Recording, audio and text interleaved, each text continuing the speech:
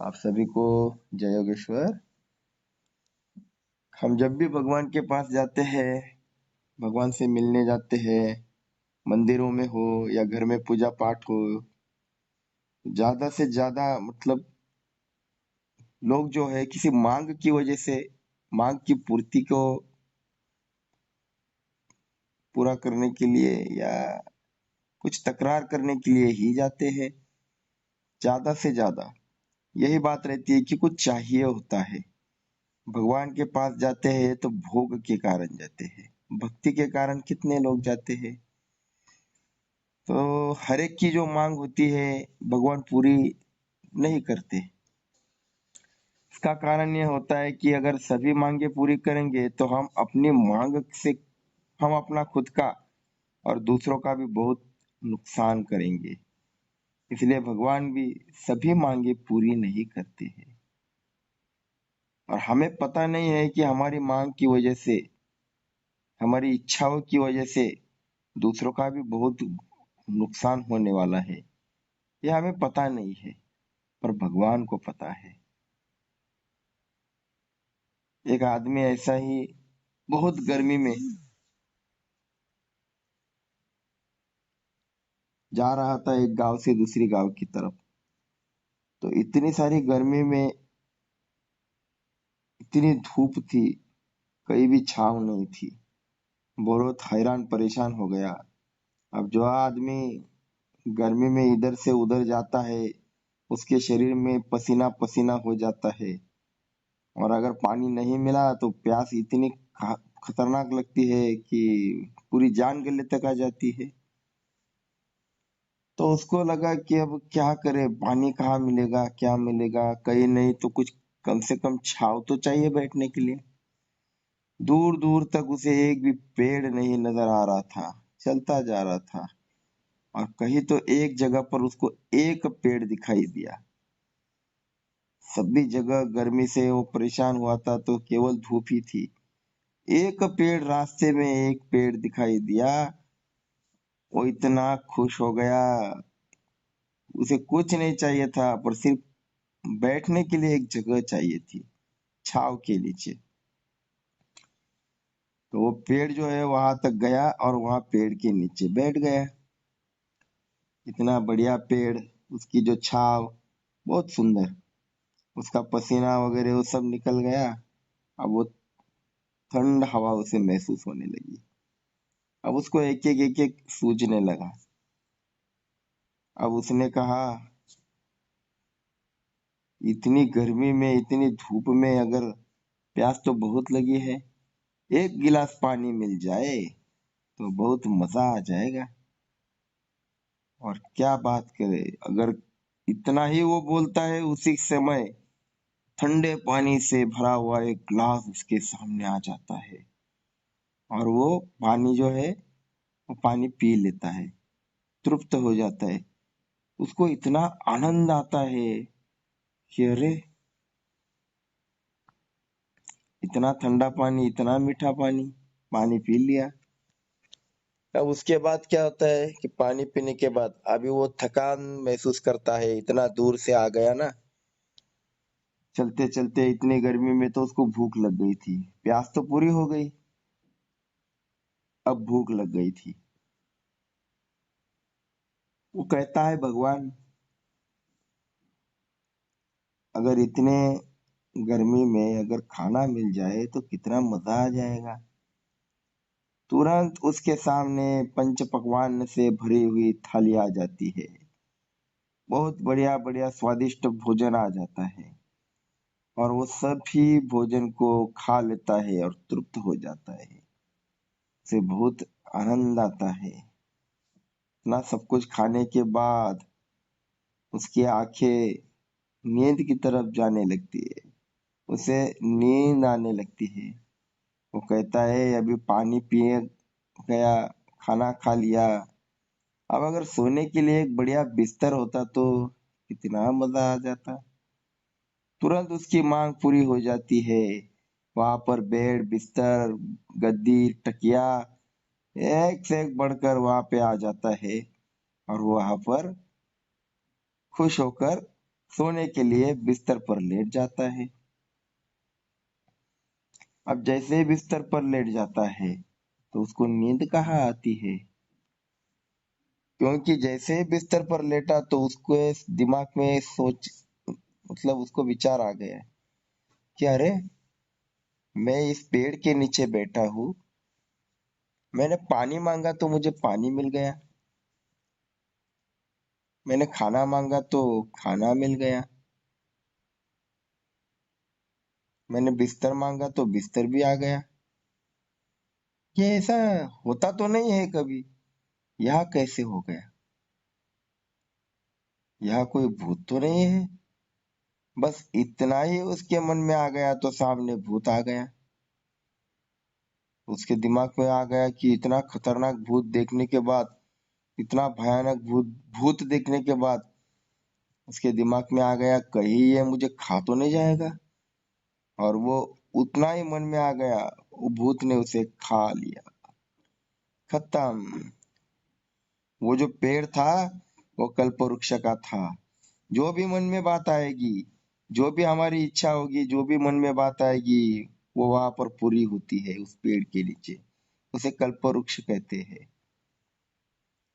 अपनी ही मांग के कारण अपने को ही खत्म कर दिया। यही होता है।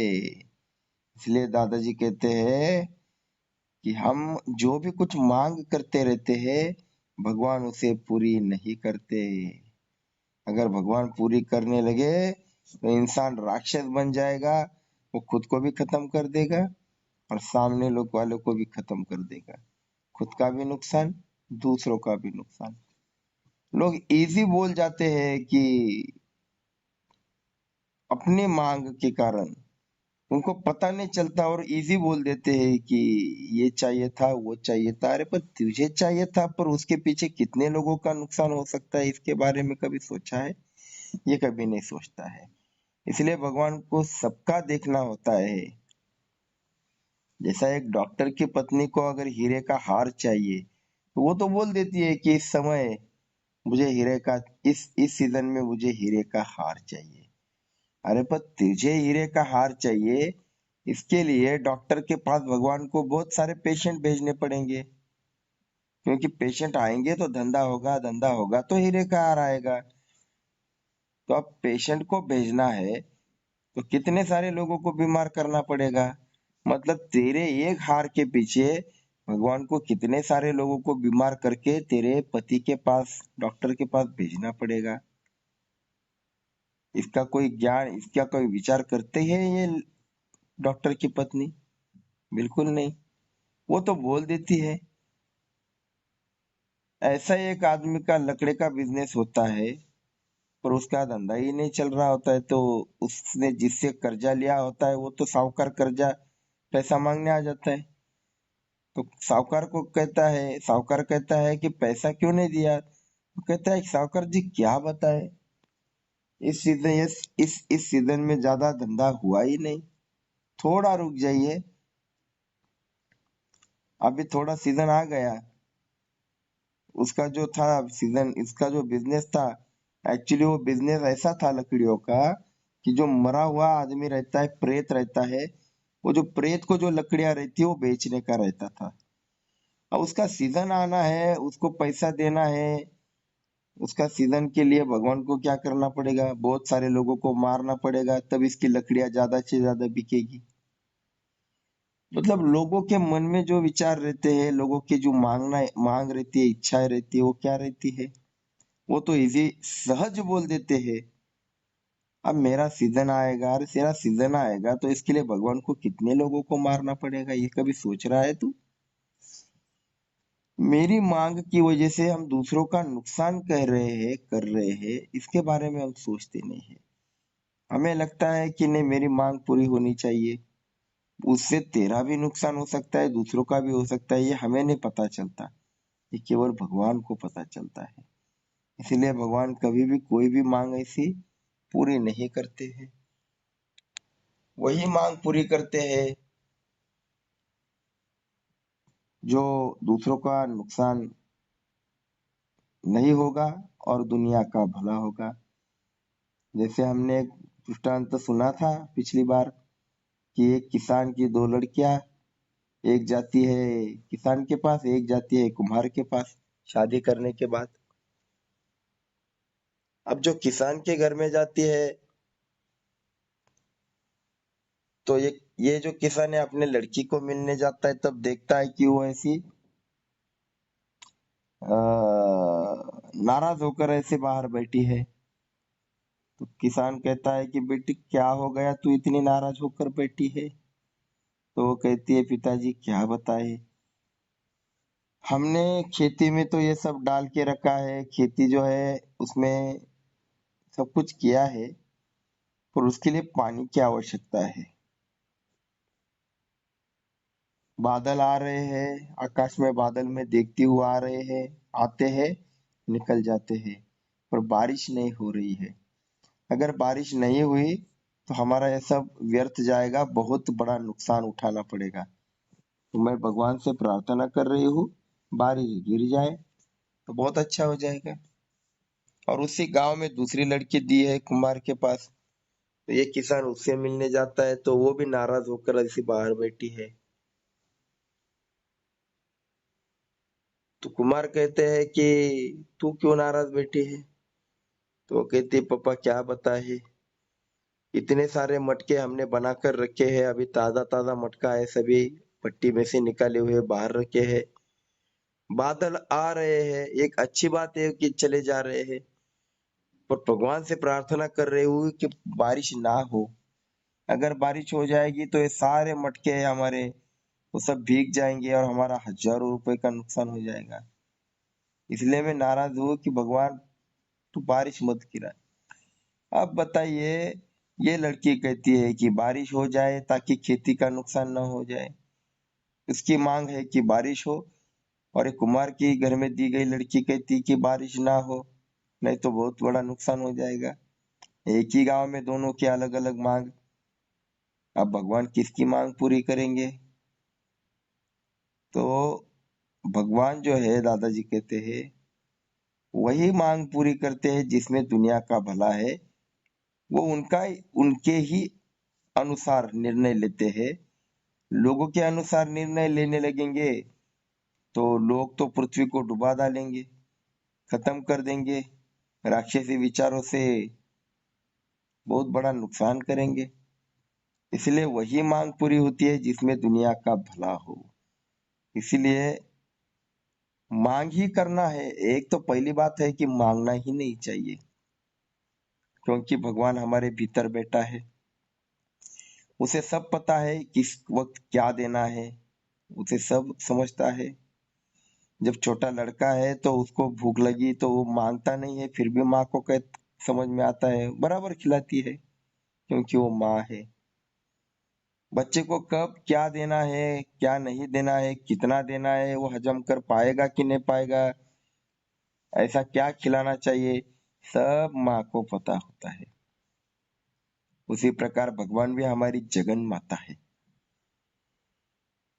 उसको सब पता है कि इसको कब क्या देने का है। अगर ज्यादा दिया तो हजम नहीं कर पाएगा, अचानक अगर ज्यादा पैसा भी आ जाता है तो हजम नहीं होता है। 100 रुपए कमाने वाले को अगर 500 रुपए मिल गए तो उसकी चाल बदल जाती है, उसमें एक अलग अहंकार आने लगता है, वो खुद को अलग ही समझने लगता है।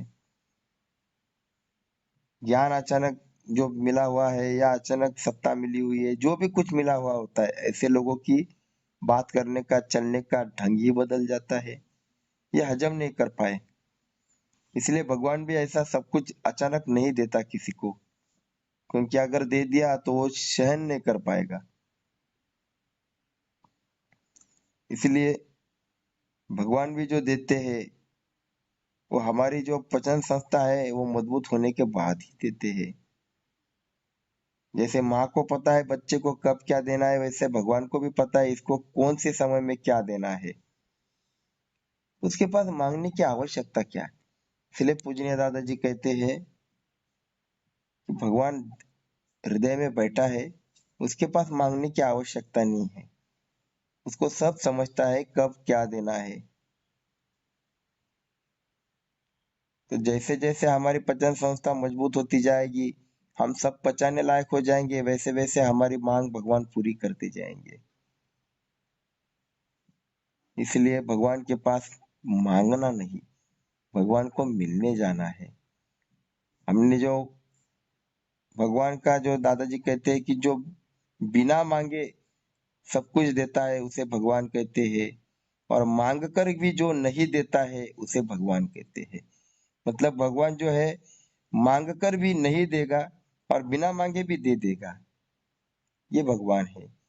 इसलिए मत मांगो, बस जो दिया है उसका आभार व्यक्त करो। आंखें मांगी थी, एक नहीं दो दे दी। पैर, हाथ, किडनी, लिवर, हार्ट, जो भी है चीजें, पार्ट कितनी महंगे महंगे है, मांगे थे हमने, सब कुछ दे दिया, तो उसका शुक्रिया अदा करो। शुक्रिया अदा करने के लिए भगवान से मिलने जाओ। इसलिए दादाजी कहते हैं कि स्वाध्याय जो है वो अपॉइंटमेंट विद गॉड है, भगवान से मिलने जाना है।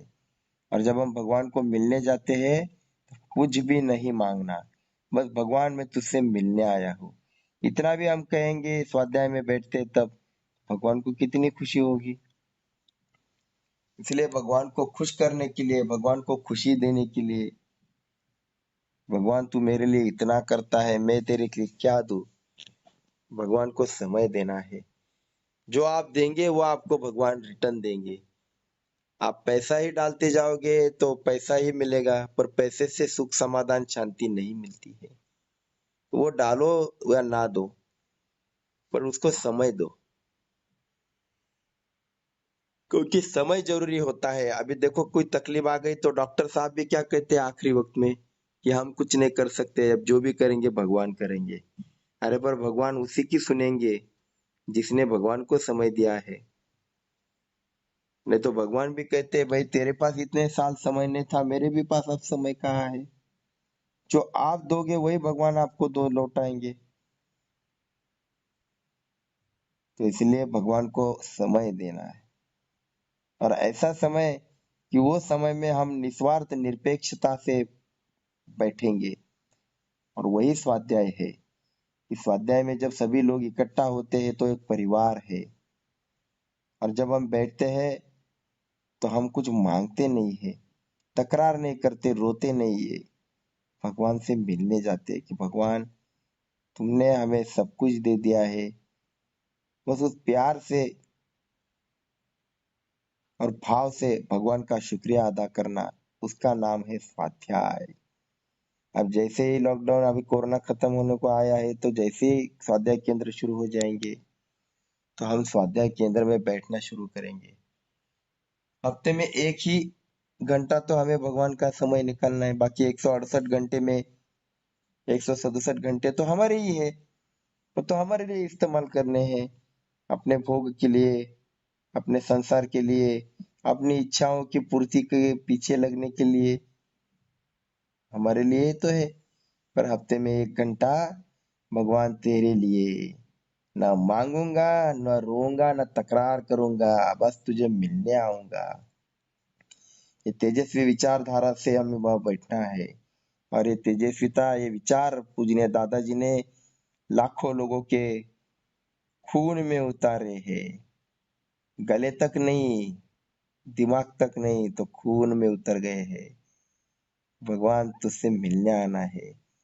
कोई भी स्वाध्यायी हो, दादाजी का काम करने वाला व्यक्ति हो, अभी वो भगवान से मांगता नहीं है। उसे पता है भगवान को तो देना ही है और भगवान तो देने वाले हैं। वो मांगता नहीं है, वो काम करता है। और जब काम करता है भगवान का तो भगवान तो अपने आप देते हैं। काम करने वाले को तो इजी मिल जाता है। तो दादाजी ने भगवान का काम सिखाया। जैसा तेरा परिवार चलाने के लिए तू दौड़ता है घर से बाहर, जो भी चीजें है वो तूने कैसे ढूंढ ली, अलग अलग चीजें ढूंढ ली साइंटिस्ट ने, शास्त्रज्ञों ने।